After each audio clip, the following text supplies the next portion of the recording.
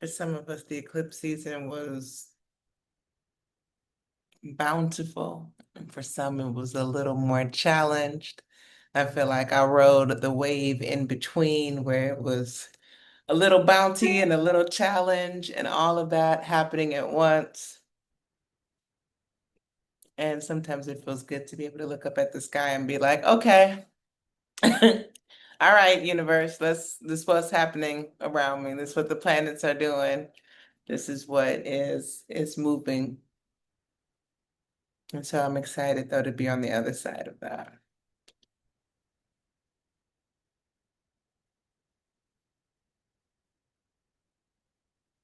I want to start with just a simple centering practice.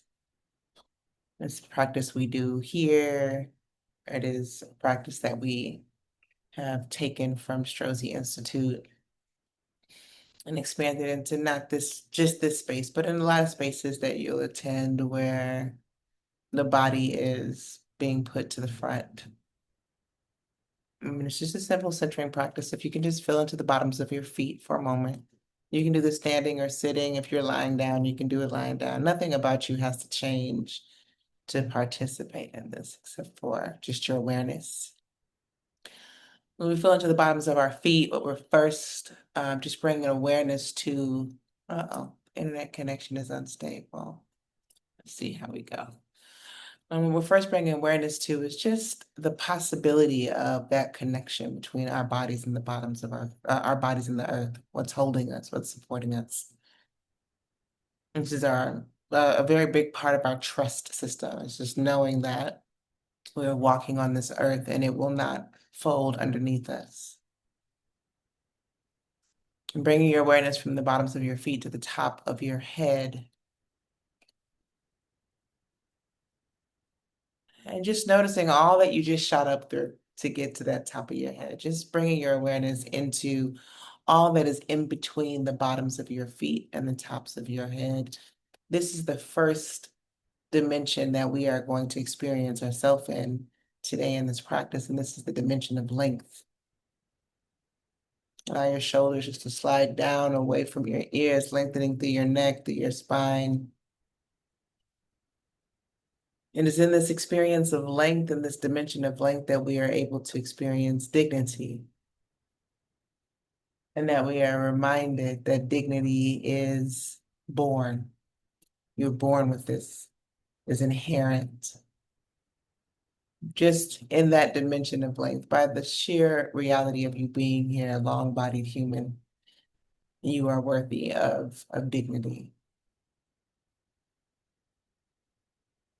And as we experience ourself in the dimension of length, we are reminded that it is because we experience ourself in this dimension that we are able to experience others in their dignity.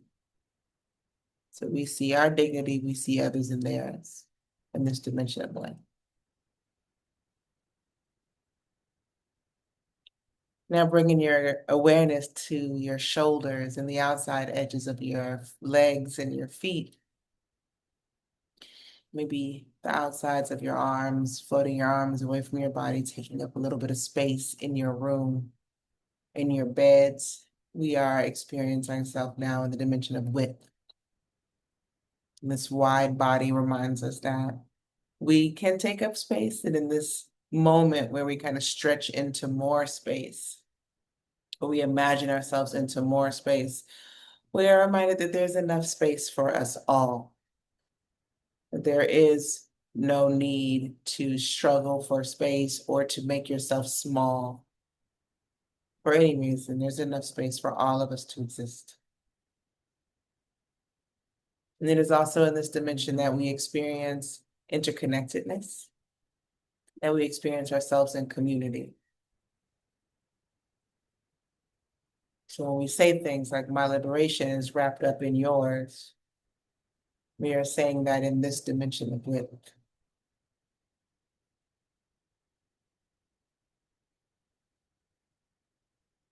And now bringing your awareness to the backside of your body,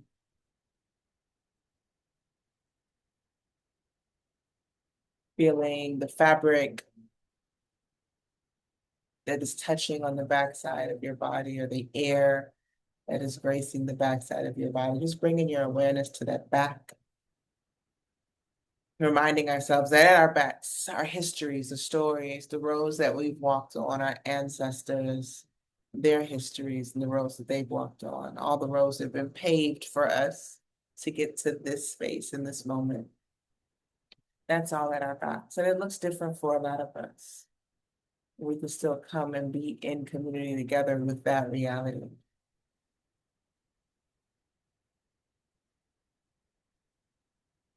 And then bringing your awareness to your front side of your body,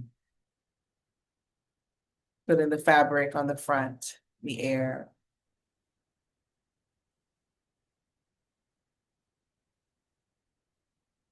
Reminding ourselves of all that's at our fronts, what we're facing, what's next for us. Still the roads that have been paved that we'll walk, and the roads that we will forge. And then in between this front and back side of our body, we experience this dimension of depth. All that we are and all that we will be coming together. All that we've done and all where we go coming together right here. And this dimension of depth, what makes us up.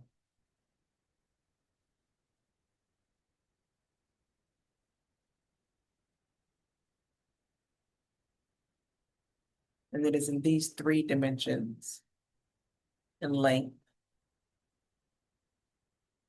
in width, and in depth, that we are able to experience ourselves and organize ourselves towards whatever it is that we're moving towards, whatever was most important. Let that be our fourth dimension.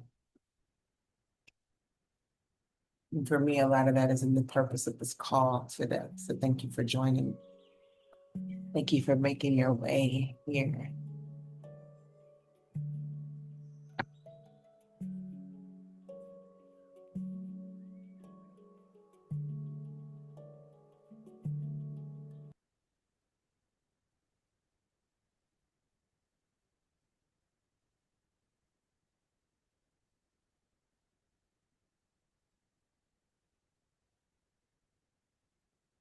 Speaker, there we go. So I want to start by saying, like, one of the purposes for this call, y'all, is I am tired. It's one of the reasons for this call is that I am tired. I'm calling you in because I am tired. And not the kind of tired that I like need some naps. I know that tired. I deal with that tired well.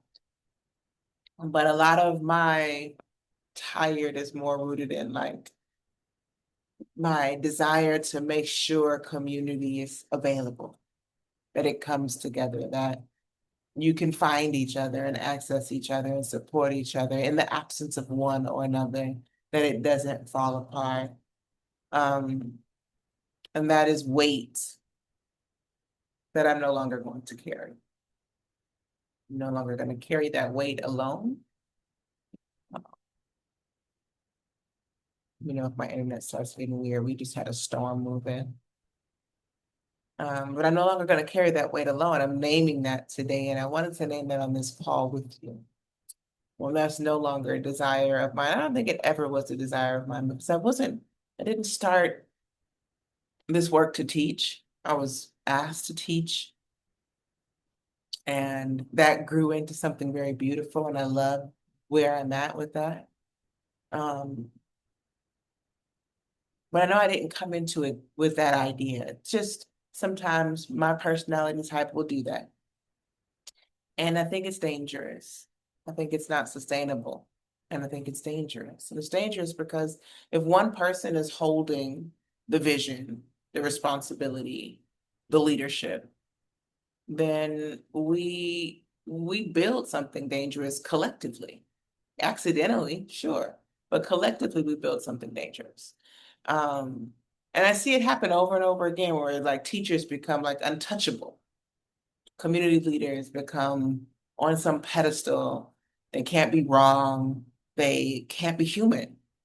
And there's no space for forgiveness. There's no space for healing. There's no space for coming together. I've seen this happen over and over again.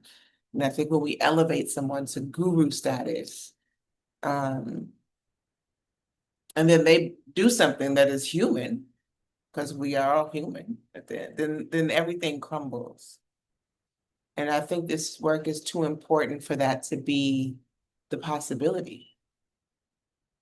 This work ask ask us for more than that, I believe, in my heart of hearts. I don't want that to be the model that we're building here. And I don't want that to be a model that is mirrored anywhere else. And so, I mean, I don't even like hierarchy relationships, y'all. Like I don't even date that way. You know what I'm saying? Like, how in the fuck are we here? But I don't do the elevator style relationships. And so I'm thinking about that. Like, how do we get out of hierarchy and into like I don't know if it's a word, like comradeship. Like we are comrades in this. If this work is truly revolutionary and we're truly doing something that is life-changing, altering, shifting from a space that we've been in to a space that we want to be in, which I believe that's the truth. Then how do we get out of that? How do we get out of hierarchy and move into a space where the dynamics of our relationships are more powerful? It's not student, teacher, or leader, follower, but we are actually comrades in this work. And for me, that looks like being able to hold each other accountable and to hold each other up.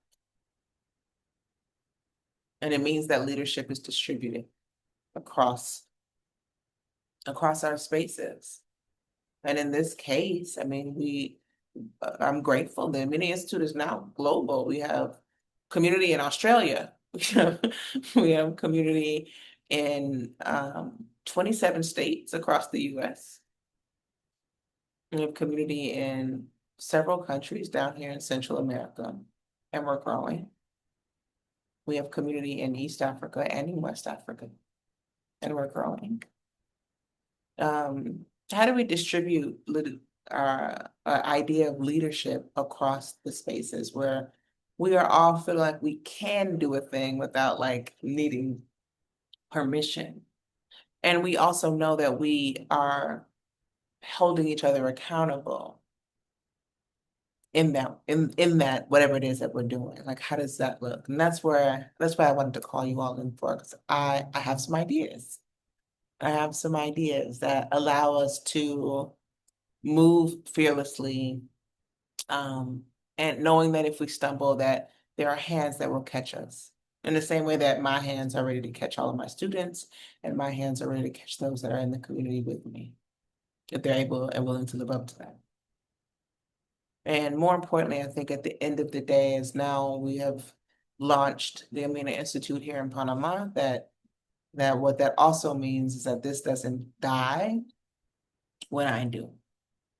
I used to work for an organization in its founder phase, the Inner City Muslim Action Network in Chicago, and it was me and Ramin Ashashibi and a few others, and I had Ramin create a Hit by the Bus book. We sat down and spent about a year working on like what happens if you get hit by a bus. Not a slow rollout to cancer where you die, and we all know that, and we're preparing, but like you walk out the street and you get hit by a bus, because right now the organization would die. Right now, the Amina Institute would die. There are people, there's a trust that is required here from me. And there are many of you, some of you, and on this call, have paid into you've paid into trainings that you want to complete, and that you want, after you complete them, for them to still be held up. I've done a lot of work to make sure that there's accreditations behind them, that there's organizations that recognize you when you complete your training. And that is not fair to anybody for that to all go away also. And so that is also a part of this. Yeah. So, and that weight is heavy, and that weight is tiring, and I'm not going to carry it anymore. I'm not saying I don't want to, I'm saying I'm not. This call is asking for those of you that are available, that are ready, that are willing to really devote yourself to this work, to this community in the ways that you have, like to be honest with yourself. We talk a lot about integrity and authentic consent and in the trainings, but really being honest with yourself about what is your capacity, which also, what I meant first, requires a bit of honesty about like, where am I tricking off my time? If I really want to be committed to something that is bigger than me, do I have space for that? Where am I tricking off my time? Where is time really available? Do I want to stop tricking? Because that's an important thing to recognize, because we don't all want to stop tricking time. Ty is on the call, and I often talk about how I drop your name all the time because I talk about how you're a time bender. I've never seen anybody with more time than Ty Shaw in my whole life.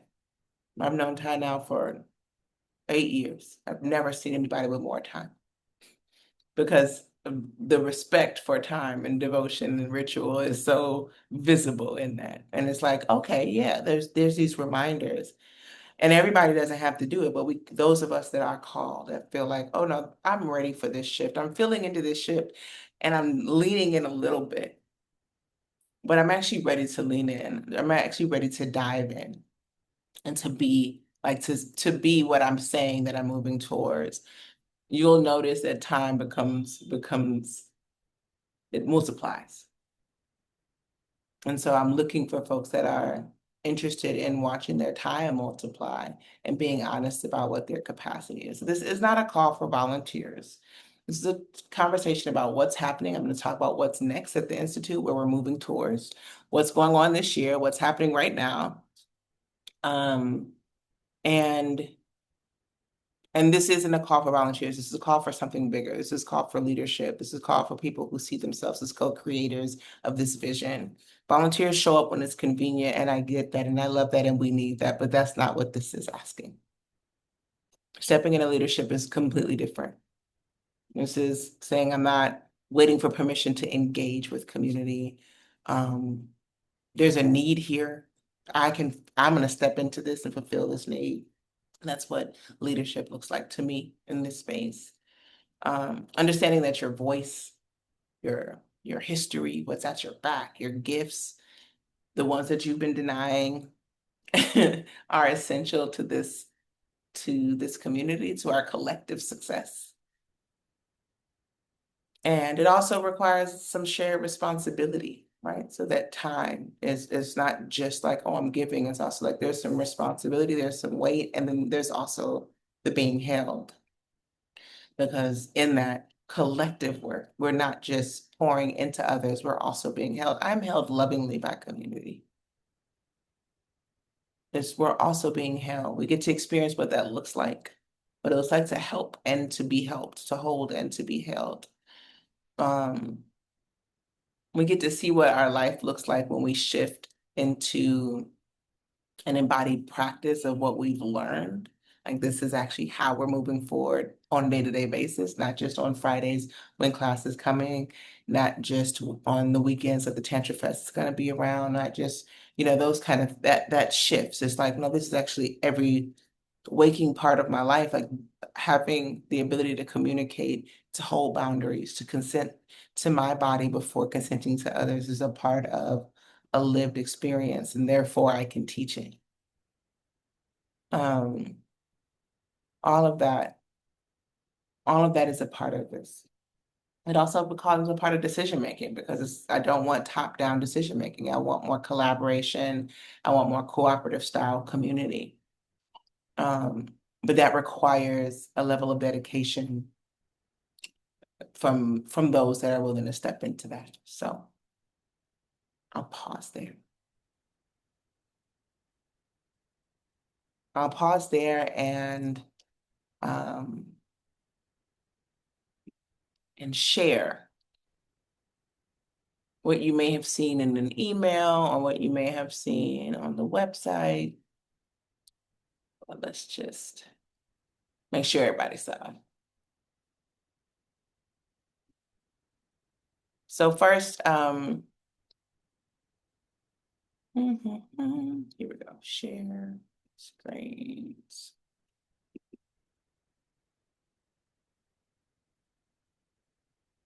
So first, there's one big part of the Amina Institute is the training program, and this is where it's at currently. Many of you are somewhere along on this road, and some folks are not actually shooting for this, and it's okay. I want to say that about this is that like what I want everybody to have a baseline is authentic consent or some sort of consent training. It doesn't have to come from me. Betty Martin has one. Jax teaches consent. There's a lot of folks that are teaching consent from an embodied standpoint at a baseline, understanding what it means to consent, what power dynamics look like in consent. So we don't have the type of shit that we had happen recently when everyone is trained in consent, when everyone has an idea that like, oh, I hold power in this relationship. And so I'm not going to abuse that power because this space is erotically charged and we need that to be a fundamental truth. So when we throat check motherfuckers, they don't act like they're surprised, right? We need that as a fundamental baseline. And people will be checked. One of the reasons why people will be checked is because I like checking motherfuckers. It's my specialty. I wish I didn't have to, but if the need arises, I am ready.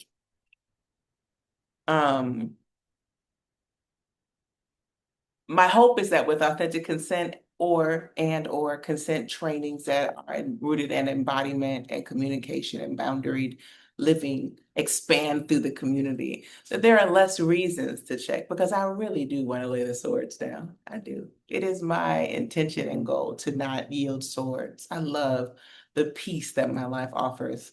I keep the machete by my side, but I love the peace that it offers to not have to lift it up. And I believe that when we're all trained at the basic level of consent, then that gives us on a communal baseline. And so if somebody new comes in and they haven't been trained on consent, the rest of us will see it and we'll notice it right away.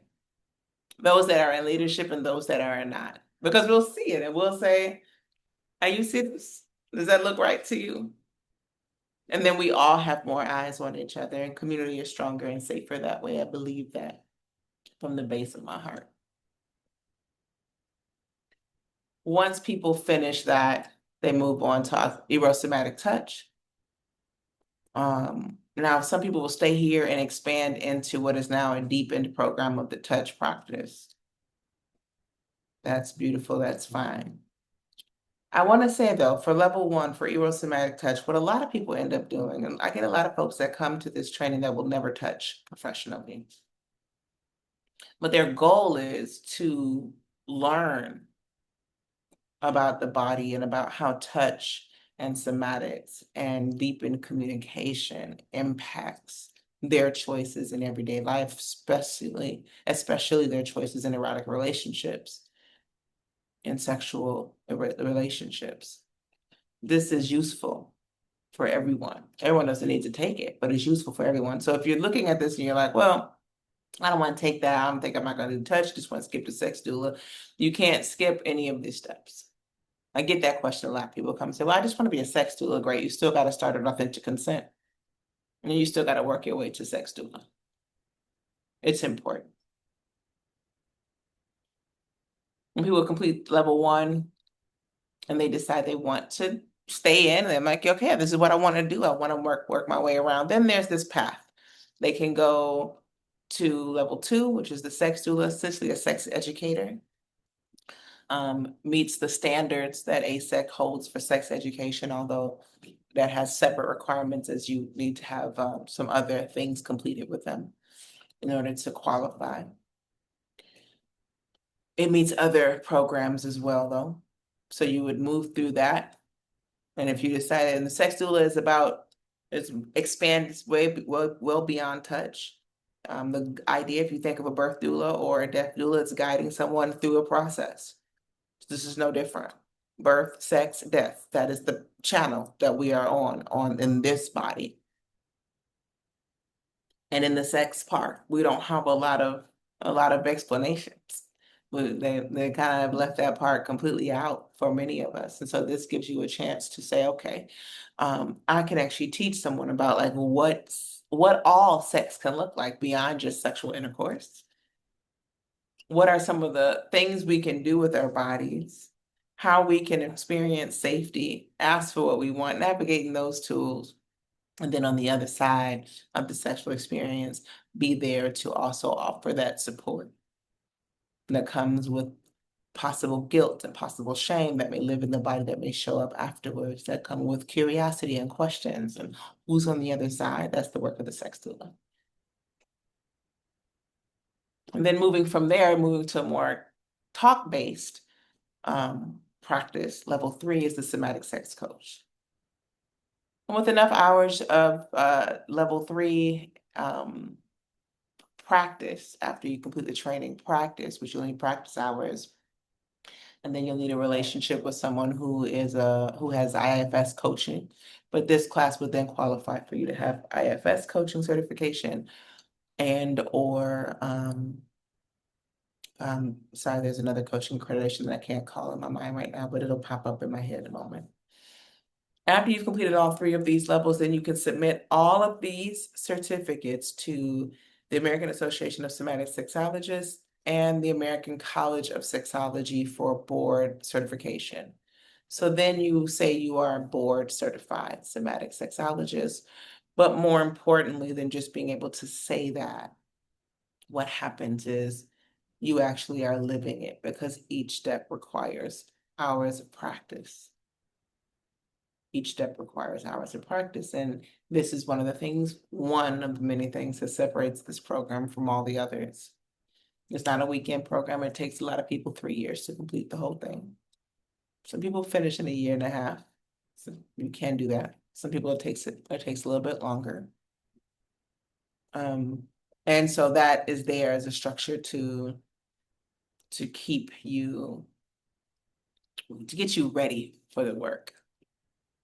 Now, after you complete all that, one level, if you complete one level, you have continued access to me. If you complete level 1, you have continued access to me in office hours as a mentor at that level. Every week, I show up every week for office hours. And there's a couple exceptions. I won't be there next week because it's my anniversary. I don't show up in December or June at all. I take 2 months off a year. And then if the rare occasion that I got to travel on the day that office hours will either move it. But outside of that, you're getting about 40 weeks of mentoring a week that you can take advantage of. There's not another program that offers that. And I do that because I want us to be in community. I want those questions to live in front of other people. I want people to have a feel of what they're doing and not feel like they're doing it out there alone where they're terrified to make mistakes. I want us to know each other's faces. I want us to see each other in the streets and say, I know Sabrina, I know Tanessa, I've seen Soel, I know these people, I've seen their faces. That's important to me. And so the process looks like that now that's just the training. We're not talking about the overarching community or anything like that. That's just the training. And we have more. There's more than just that, but I wanted to start there. One of the things I also did was I created a pathway to teaching. Now, this is specifically to teaching this work.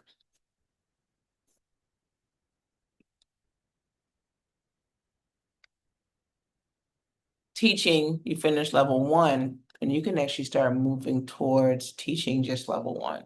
Some people just want to be touch practice, and that is their heart and soul, that's their blood. I come from massage therapy. Yes, I come from sex work too, but I went to finished massage therapy in 2004. So for a little over 21 years now, I've been touching bodies. And up until the pandemic, that was daily, almost like 4 or 5 days a week, I was touching bodies. For 15 years, that was happening in an erotic way.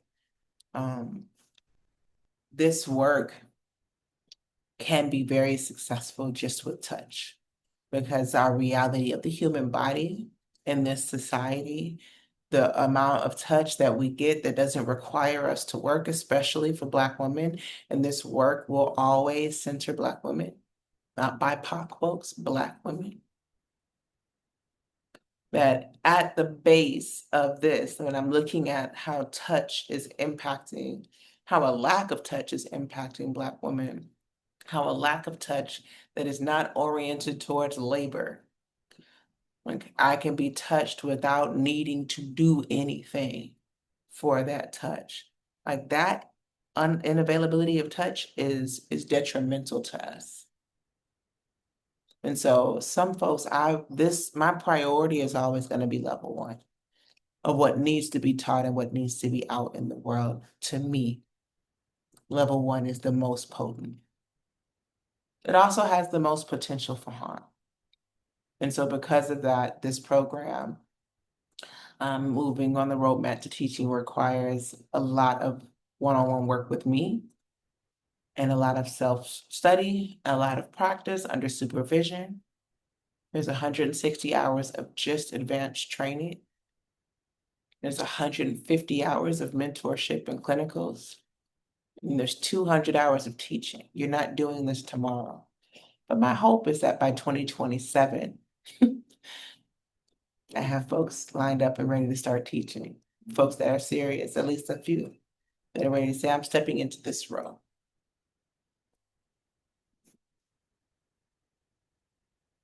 And pause there and just see what questions, thoughts, and feedback are feeling alive in the room before we move on to anything else. I have so much else, but I got only 30 minutes, so.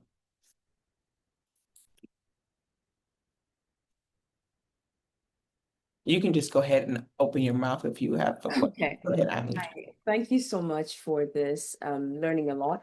My question was that in addition to, of course, the personal work that we do as part of this work, some of us also recognize that in order to safeguard and create the future we envision, a population would have to focus on our little ones. So recently, I was working on a project where we are teaching CSE, comprehensive sexual education, but within a cultural and social context that will not get the government on our necks. And so can some of these things be transferred or transmuted into age-appropriate material to help support our young ones?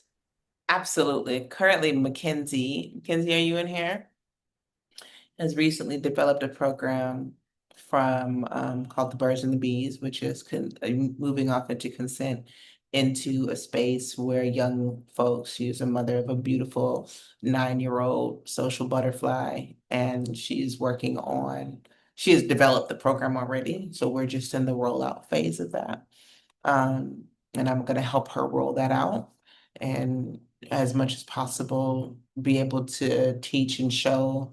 Well, a lot of it is just um, leading by showing is a lot of. I mean, my origin story is Muslim, and so a lot of my connection to how we learn is based on this idea that like someone did it, right? And then we looked at that person as that looks right. And we saw that happen. And I want that to be a model that we replicate here as well, is that like we have a program, we have someone who's created something so that we know that it's possible. Um, there was a lot of encouragement with like, you don't need my permission, just go write the program and bring it to me. And so I want to say that that's a part of it. She's done a lot of training. She's completed level 1 and level 2, working through level 3, has completed authentic consent, has worked as TA, and is now like, yeah, do it. We need these programs. We cannot exclude the youth and we cannot exclude the elders. We can't say that this is going to be comprehensive community if everybody in the community is 32 to 50. This won't work. So you're absolutely right, Ami. Thank you for bringing that up. And yes, know that is happening and we're welcoming it, more of that. Yeah. Any other questions before we move on?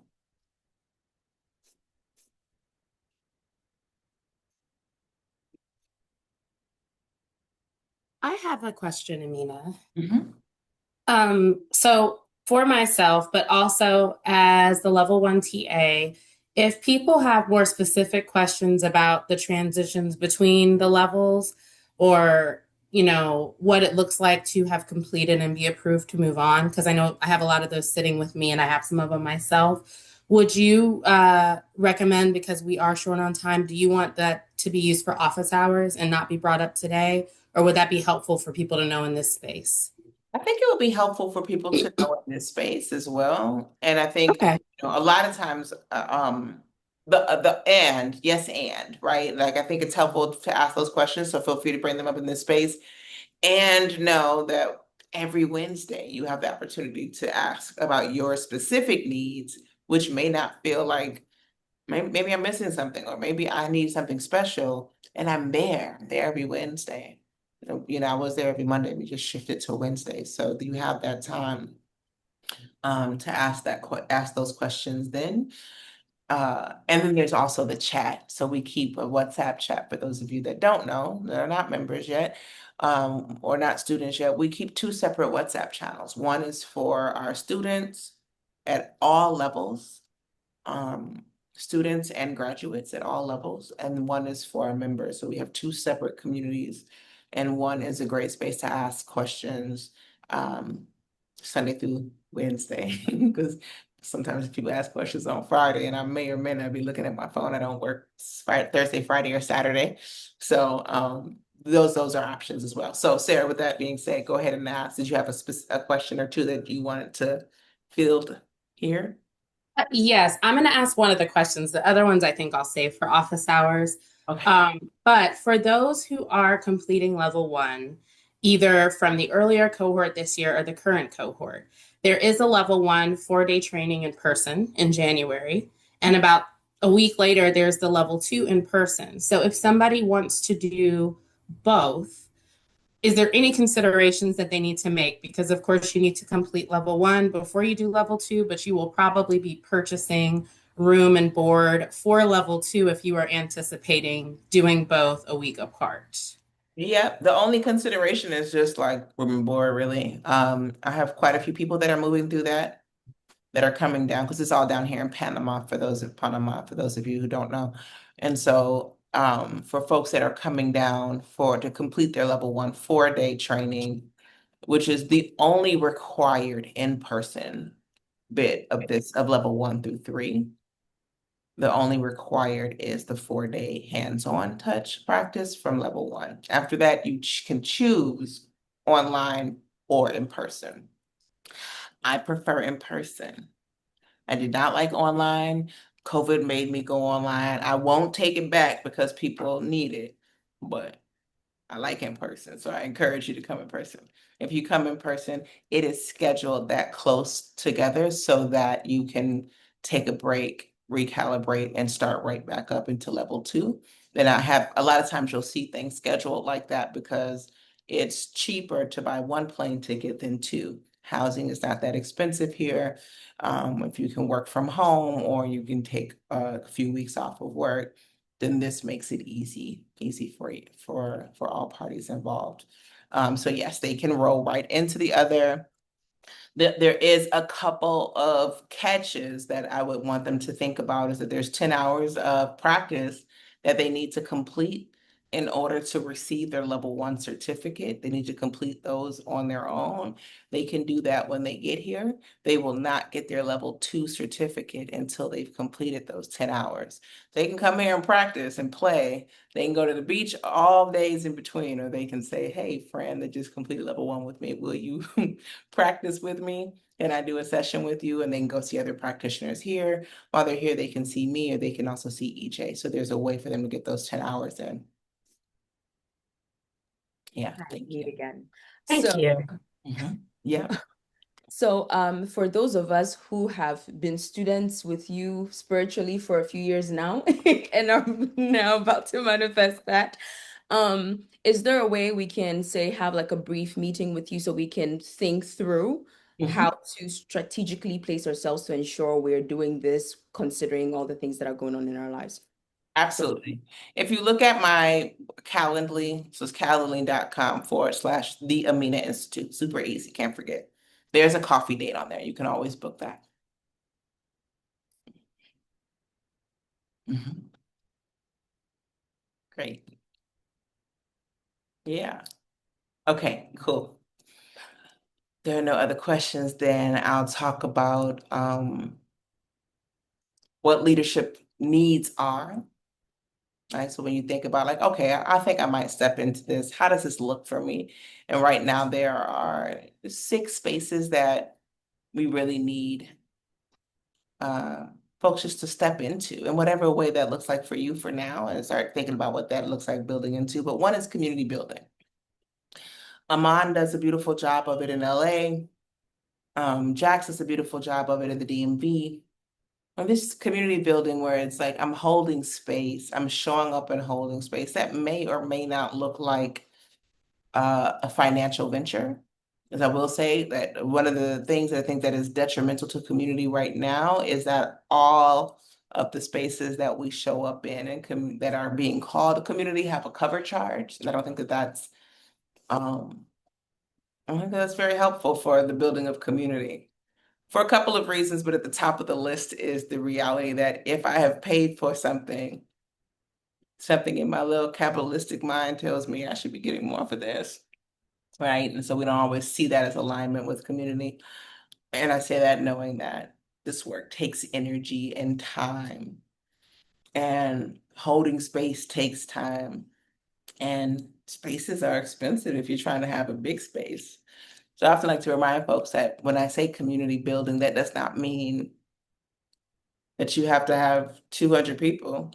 Um, once a year, I used to host a brunch in my house, probably had space for 10 people that I thought were influential when I was in Atlanta, that I thought were influential in this work, and that I wanted to partner with, that I wanted to be connected with, that I wanted to support. And I would just make breakfast. And we would sit in a circle and talk about what we're doing, what our calendars look like, what our dreams are, what our goals are, how we needed support. It doesn't have to be a cover charge. It doesn't have to be a fee. Some of you were at those brunches. Um, it does not need to be on Eventbrite, right? It just needs to be, and as you do this already beautifully, it needs to be what you do already, right? And just more consistency as you can. You do this already. I've been in your space while you've done it. And so I want to name like that happening, but not just for the sake of play. Yes, that too, and also for the sake of all of the ways that we long to be together, to be nourished, to be held, to hold grief, to hold joy. And like him, do we have the capacity to hold that? So I think about community building, thinking about creating spaces for connection that look like that, but don't necessarily have formal programming. Um, for those of you that are like, yeah, well, I'm kind of an introvert. I don't want to do that. Or I don't have space. I'm getting my PhD and I'm writing a dissertation. Some of you, I have a lot of things going on. I have a new baby. I'm not doing that either. Content creation is also useful.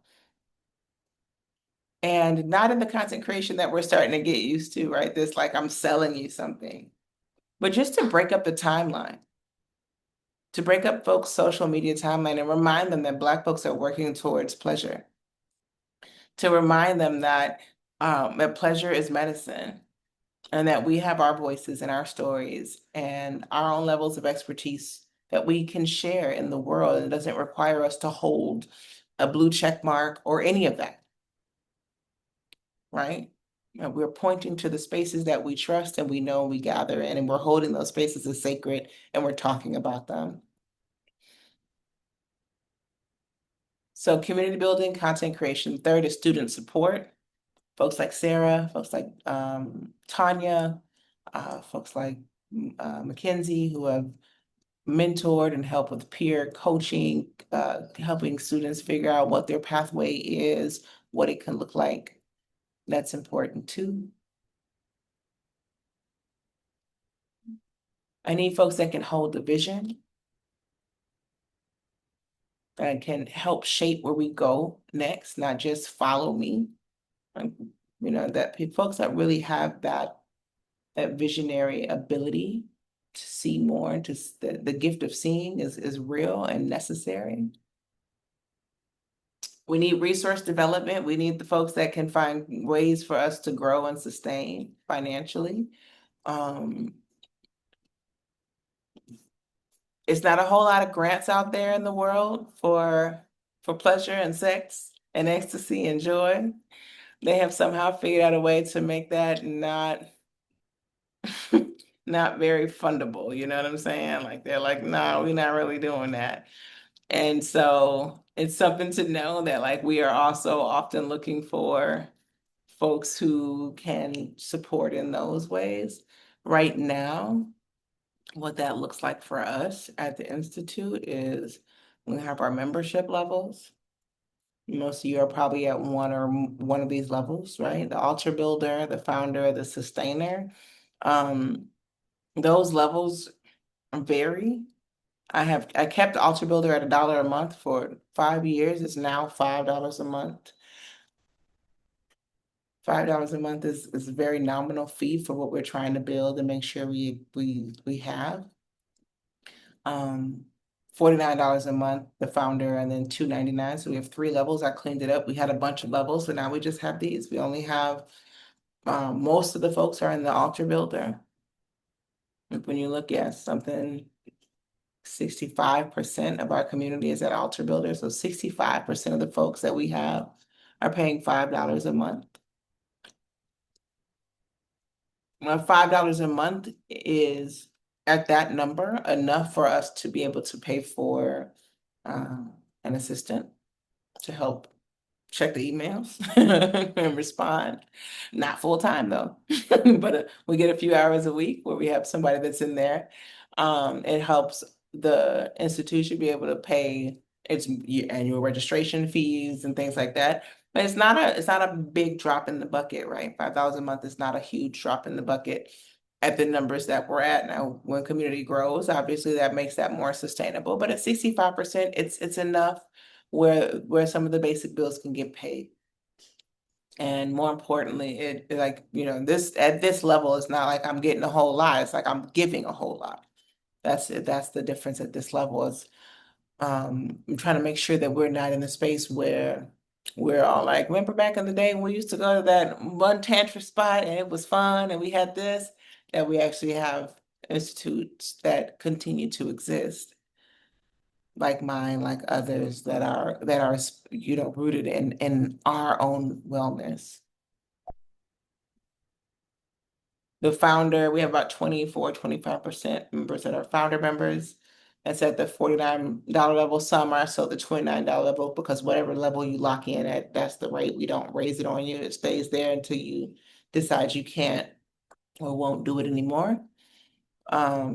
This allows a little more time to be spent. It allows for a little more of our work to be done. It costs about, I think right now, somewhere around, for just the Institute, not including my private practice, around $2,800 a month just to sustain the organization. And that's not my private practice. My private coaching practice is separate. That pays my bills, that brings the food on my table. When we're talking about just the Institute, which is not, it's not developed as a huge moneymaker. The prices are kept at a rate that is low. It affords this just affords the basic, living of the organization. And then our sustainer membership, which is a little bit different because I donate from my private practice coaching sessions. I can't do that many, so we keep this at about 10%. I know about 11% of our membership comes from this.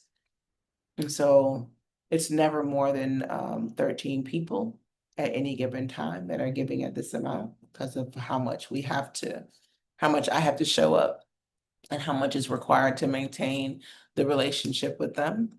But this is where our funding goes right now. I mean, our funding comes from right now. Now, what that looks like for everyone else is that looks like it looks like scholarships for the program. We do about 50% of the people that attend the Institute are on some form of scholarships. It supports the management of payment plans because folks that aren't on scholarship or some that are still need payment plans, and somebody still has to make sure that's taken care of and that that is followed through and that all the benefits, so it requires some benefits management on that piece. So there's payroll and expenses that are separate from the 2,900 a month that go towards that. I would like more scholarships. I would like to make more of this available to people. And I would like to hire a full-time executive director that is not me. I would like to not be the executive director. I would like to have someone else work in that field. And so that requires resource development. So we have community building, content creation, student support, vision holding, resource development, and then cultural stewardship. And that's just making sure that we stay true to our values as we grow. Someone that is in that role of leadership that's making sure that the work that we're doing aligns with the values that we say we are aligned with, that our standards are being met, and that we are living up to them as well. So we are at a place where we get to choose. We want to look at and be like older models that have failed our community, that have collapsed, that have gone away, that have promised, overpromised, and then just disappeared? Or do we want to be a part of building something that's bigger than that? And so again, I'm not asking for anybody to follow me. I have enough followers. I'm looking for folks that want to walk beside me, that want to walk beside each other in this community and to help co-create and expand this vision. And that requires training, that requires presence, that requires ritual, that requires an energetic deposit that can feel expensive. It can feel expensive. And we're worth it. We're worth a little bit of expensive, living. We're worth that much in this community. And so yeah, so that's it in a nutshell for the most part. Now, again, I want to emphasize that this means showing up even when it's not convenient, but it's committed. This means being honest with yourself about what you can commit to. It will mean having difficult conversations about direction and values. And as somebody who's holding the baby, that's me. I'm going to be having those difficult conversations because sometimes my direction is not the direction that the community needs. And I can't get that response if I'm just looking in the mirror. It also means taking responsibility for the outcomes, not just our intentions. Like I want better outcomes. I want more measurable outcomes in this organization. And ultimately, to me, it means that your growth and the Amina Institute's growth are inseparable. Like that's a part of it. Like, yes, there's other growth. I don't want it to be the only growth. Please don't let this be the only growth. Don't let me be your only teacher. But that the growth is a part of you and you are a part of the Institute's growth as well. So welcome to the Amina Institute. We opened on Friday our official Panama branch, if you will. So we are officially an international organization. We will keep our roots in the US and have both. And look for ways in which we can expand, in which folks want to expand possibilities into their own spaces through training and development. And we will continue these conversations in our chat spaces, in our social media spaces, in the spaces that we gather offline. We will continue to watch over each other in those spaces as well. It's important to me. I wanted to go before I open up for questions and conversation, I wanted to just share one more thing that I think I didn't get to. I know I didn't get to it.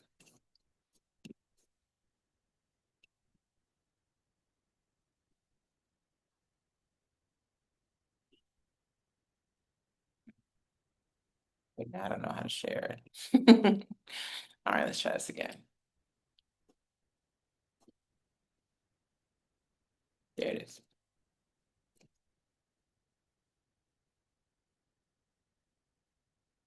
Okay. Love seeing. So I don't get that message anymore. But here you have what that looks like at the different levels. I didn't talk about this, and that's at the Altar Builder.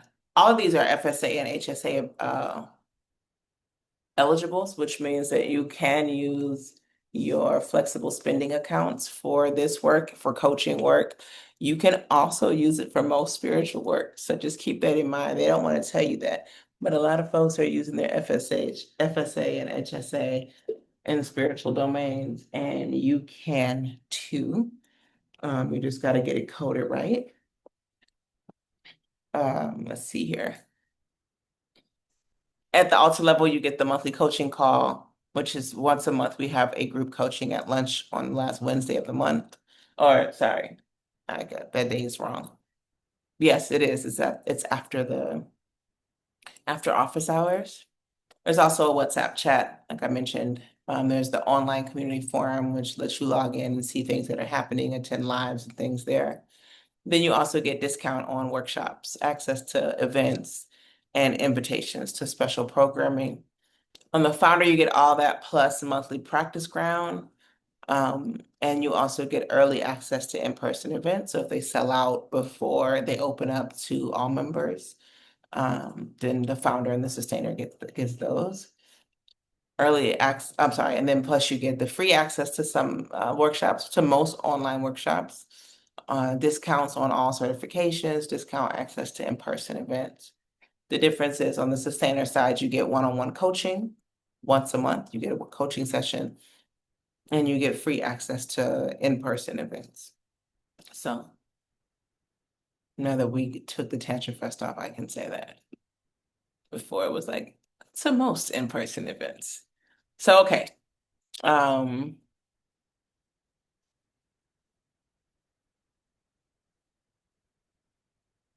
Questions. Yeah.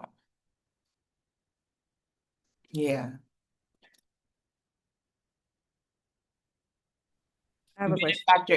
Benefactor and sustainer got lumped into one. So you're a benefactor slash sustainer. You just under the old pricing and under the old the price you got is not available anymore. What was the question? I heard somebody come off their mic. Oh, yes. Hi, I'm Zora Hi. Yanni. I was curious about the teaching route.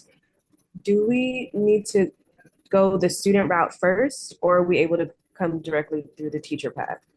Well, you still would start off as student to be a teacher. So you have to get your authentic consent, which is the prereq for everybody. And then you have to do as a minimum level 1 to teach level 1. If you want to teach level 2, then you do the same path, but you do level 2. And the same for level 3. So you would still come through the teacher. The student path, you have to learn it before you can teach it. And then yes.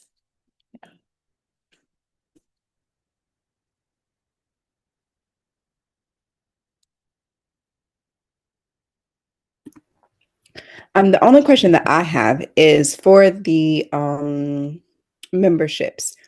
You mentioned that there needs to be a special code to have that HSA and FSA available. Do we know what that code is? Yeah, you would just send us an email and say, can you give me a receipt for FSA? And we code it for you.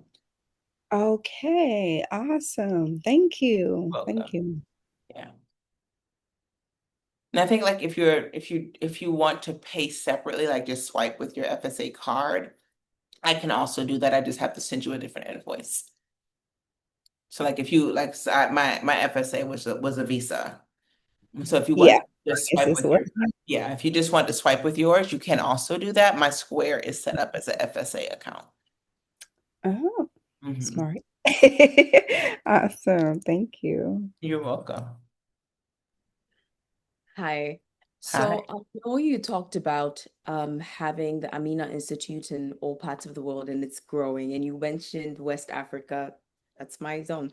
Anywho, I wanted to ask if you are some of the tools that you share with us adapted to work within the social and political landscapes there? Because I know that within certain areas, maybe the way we can teach some things here in America, we can't do that in Ghana. And so Right. when Mhm. dealing with different locations, are we able to adapt the materials to ensure that we're being impactful, but also like, aware? Absolutely. I think that the first step is just moving away from the colonialist mindset that is so prevalent in West Africa and across the continent. That this work moves us back towards origin in many ways. Now, the political climate also then is so deeply embedded in colonialist practice and theory that proposes a whole nother set of challenges, right? So if I say I'm making a safe space for children that are queer and trans, in the socio-political context of West Africa, that might not go over so well. It might not be possible. It might not be possible to say I'm going to offer a space that is safe. Um, but I can still talk about the origin of this split between our understanding of humanity, and where that stems from, and then teach what is available to teach. Like I do, I've taught in the jails before, and what I could teach in the jail had to be I wasn't teaching this work, I was teaching Islam. But I was teaching in the jails, and what I could teach there had to be de-radicalized, and it had to be made made smaller so that it could be digested in that facility. Um, I think that the same happens in a lot of spaces that we show up in, not just West Africa, but a lot of spaces that we show up in, when we will find that our community, our elders, and may not be able to um, accept the work of coming into their bodies, where the truth will eventually deliver, I believe, anti-colonialist, anti-white supremacist realities, but that they can't even fill into that because the spaces are not trying to serve a piece that is small enough for them to be able to bite, chew, and swallow. And so I do believe that this work and all work that we have can be um, cut into pieces without changing the work. The work as a whole is the work as a whole, but depending on what someone's upbringing, reality, yeah, social, political, economic status, gendered reality is, there may be just a small piece that we can offer at a time. And I think that that is a part of medicine also, is the knowing of like how much I can offer without altering the medicine, without changing. I don't want us to add water to it. We just take a piece from it. We don't dilute it. Does that make Thank sense? Yes, yes, it does. Thank you. Thank you for that question.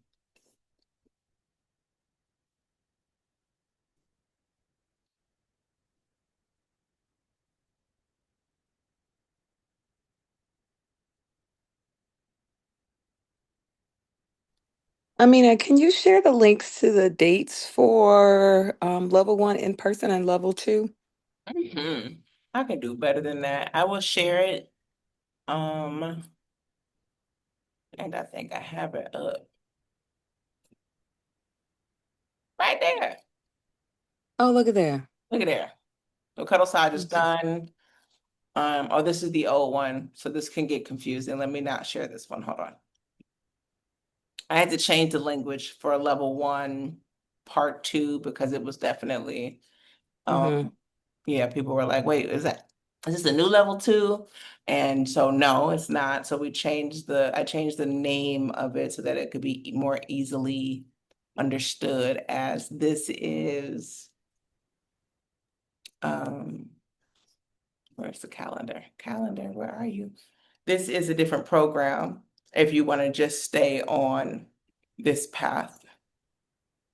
Here we go. It should be right. And while you pull that up, with level 1, the virtual work, what is the deadline to have that completed by to register for the in-person 4-person training? I ask that you do not register for in-person unless you've completed at least 10 modules, the first 10 Okay. modules.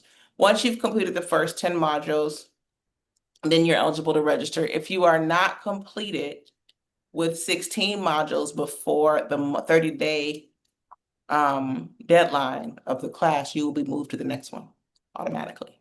You will not be able to attend. So you have to get the work done. So 10 modules to register, 16 modules By the to 30 attend. No, by 30 days out. Okay, thank you. You're welcome. I'm sure that's going to come up a lot. Yeah. Thank you for that. So the calendar cuddle-sage is already in process. This is the last cuddle-sage in this format. Those of you that are interested in cuddle-sage will get an update. Those of you who have already attended it will get an update as to like what is next for cuddle-sage in 2026. It's actually got to be moved to a different platform, and it'll be 100% self-study with videos, and it will be leveled, it will be tiered. So after you complete cuddle-sage is our professional cuddle training program. You still have to have authentic consent as a prerequisite. But if you, at the base level, you can go through cuddle-sage after this, all you want on your own. If you want to become a certified practitioner after you complete that, then you can work with one of our teachers to attend a one-day workshop with them and move through cuddle-sage level 2, which then makes you a certified cuddler. You can say that you've trained through cuddle-sage. You can say you're certified if that's important to you through a different pathway. And all that will be emailed to those of you who have expressed interest in cuddle-sage or who have already attended, and you'll see that in future language in the course. The other part is authentic consent teacher training. This is different than authentic consent, right? We have authentic consent, which is a 6-module course, oftentimes taught over 6 weeks, although we did just do one for 3 weeks, and that seems to work well. Sometimes I do them in person for 4 days. That seems to work well as well, but it's long days. After you've completed that, been in the world a little bit, trying to figure out your shit, then you can come and sign up for the authentic consent teacher training. It's a 4-day in-person training. The next one is November 13th through 16th. I think there's 2 spots left. I only teach 6 people at a time in this one. This is held here in Panama. And then you are allowed to teach the authentic consent full course. You don't have to, but you can. You also can be hired by the Institute to teach, to co-facilitate after you've completed this training. There'll be another one in August. That one registration isn't open yet. Somatic Touch, which is your level 1 online, winter, spring cohort starts in January. Registration is open currently. Fall cohort is July through December. We do 2 cohorts a year. January through June, you have 365 days from the day you open the course to finish. The system will automatically kick you out. I have nothing to do with it. You may or may not be able to reach me after that. I don't know. It depends on what's going on in my life. What happens, people think, oh, well, now it's chaos. I should prioritize this. That does not mean it's a priority for me. You had 365 days to prioritize it. Please do not expect me to stop anything that I'm doing to tend to you at that time. We can talk, but it might not be in any time frame that you now need that's important. I need you to understand that because people are missing that part. I'm busy over here. I'm really busy. You see, I got a lot going on, right? I'm looking for some help. I'm busy. So, from January to June, we have classes monthly workshops that help you guide through this. Me and you in the classroom live on Zoom. that help you move through the coursework. You can attend those classes again July through December if you want. You can keep going through them. You can come back anytime you want. Once you've taken a class, you can take it again and again and again until you're blue in the face, because I love that for you. But you gotta at least complete that 365 days. So from January to June, you'll have the courses, the live Zooms are scheduled. Then you'll have the live Zooms from July to December. You'll see those when you register. They are recorded, they're uploaded into the classroom. All that is available for you. From January 15th through the 18th is our 4-day training. After that, the next one is not until July. I do 2 a year. That's it. So if you missed the January the 15th to the 18th, your next one is July 16th to 19th. After that, it's 2027.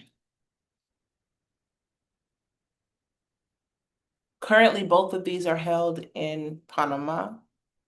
I will make exceptions for that and teach an in-person course in the US if there is enough demand for people who are unable to travel. Those are people that are on DECA, that are having issues with immigration, people that are on papers.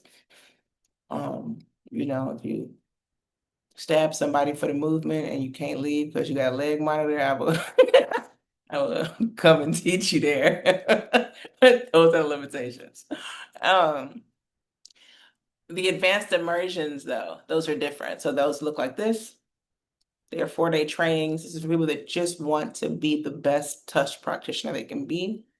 There's 5 different ones. These are the 5 that are taught this year. Let's say you want to come to January and March this year and you want to pick up, number 3, 4, and 5 next year, that's fine too. It's your pace, but this is what you would have to move through. That's only if this is the teacher path, the start of the teacher path. It's also the start of advanced training. So if you just want to be an advanced practitioner. Sex doula, which is your level 2. Do the whole thing online if you want. Winter and spring start is open now. It starts in January. Although if you register now, you'll get your coursework now, so you can start reading and moving through the work. Summer, fall, that registration opens in March. That's for July through December, just like level 1. If you don't want to do it online, you don't have to. You can come and spend 10 days with me. Now, I know January 30th to February 9th is 11 days. That is because after 5 days, a bitch needs a break. And so y'all have a day off. And then you do 5 days. So we do January 30th through the 4th. Yeah. And then we take a break, and then we do the 5th, the 6th to the 9th, or whatever it is, something like that. I have to look at the schedule, but one of those days is not a day of class. There is support around finding housing in the area. It is not extremely expensive to stay in Panama for a weekend. And it's not uncommon to find a place for 60, 70, 80 bucks a night. And lower. Some folks have stayed in the hostel that's around the corner. There's a decent hostel that's around the corner, and you can stay more. You can stay at the Intercontinental across the street. That's about 170 bucks a night. It's all up to you. How many points you got saved up, all that matters to you. So that's it. Authentic consent calendar is there. Level 3. Authentic consent, all these dates are one course, just so we know. We're missing one. March 1st is missing from here for some reason. Somatic sex coach, level 3 is in person. After you've completed level 2, you move on to level 3. There's 2 parts. First is 8th through 12th. Then you go and work. You go and see clients. You go and work with clients. Then you come back for 2 to 6.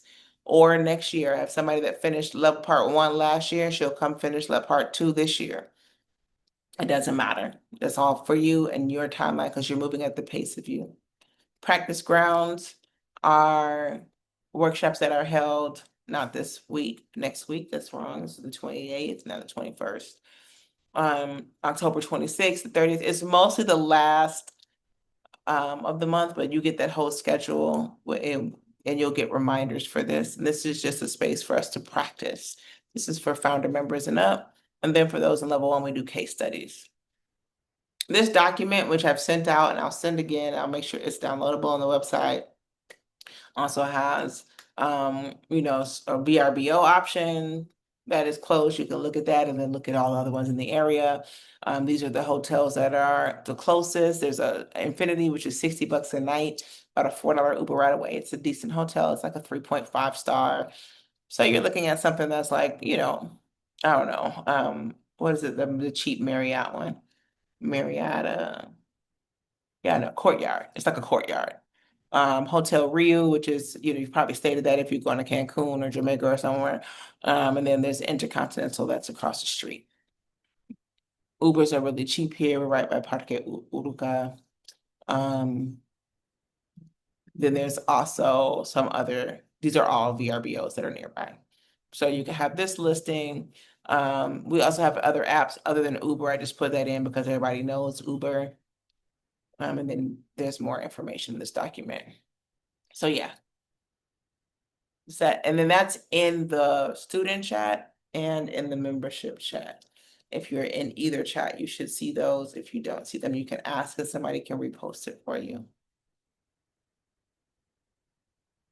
Yeah. Any other questions? Yes. For people signing up to help to do volunteer work, do you have a graphic that shows them the different ways you described earlier? And or how do they engage with you to say they want to contribute in this way? Yeah, good question. The first thing would just be to make yourself known. Like, hey, Amina, I'm ready. And I went on here on some bullshit all summer long, but summer is over. And I'm ready to step into my shit. That's one way. Shoot a little email, a little message. I respond well to WhatsApp on weekdays. And then we just have a chat. We start talking. We start talking about where you are, where you want to be, how you want to show up, what your capacity is. And we just start working from there. We start working from there. It is your commitment that you're making. And so it needs to be led by you. And that's just a simple reach out. There's no formal application process because it's in the application. I've learned over and over again is in the work and the way that we show up. That's the application. I see it all the time. Like if we are able to show up in the work, then that's your degree right there to me. That's your application. Yeah.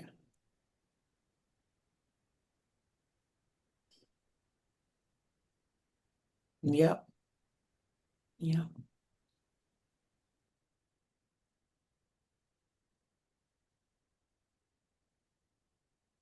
Any other questions, thoughts before we start getting ready to go watch these Eagles dominate? I'm just kidding, we're not. And the calendar you just shared your screen with, where can folks find that? That's in the chats. It's in both of the chats, but I'll email it out after this call too. Is it in the student chat? In the student chat, and it's in announcements on both of them. I put them both in announcements this earlier. Okay. Perfect. Yes. Thank you. Kiss the voice for us, Sabrina.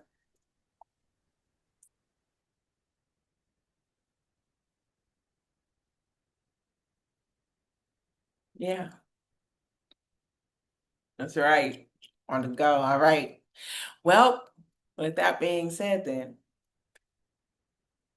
I'm seeing those of you that are here, and I'm grateful for your faces. I will have this recording up, and I will share this in an email along with the document that you've seen. And for any of you that have any questions after that, I'll make sure that the link is in there for my Calendly also. Yeah, and there's a lot of opportunity for us to come together and for this to continue and to more importantly continue beyond my existence. And I think that just feels really important and really alive for me. And I want to know who that it feels important for as well. So please do introduce yourself, send in a message, an email, and let's get this shit rolling. All right. Yes. I'm ready for you to get started too. So look for an email from me today, and you're welcome. I can be gentle. And I look forward to chatting with you and seeing you all in community spaces online and in the very near future. And thank you all. Have a beautiful rest of your Sunday.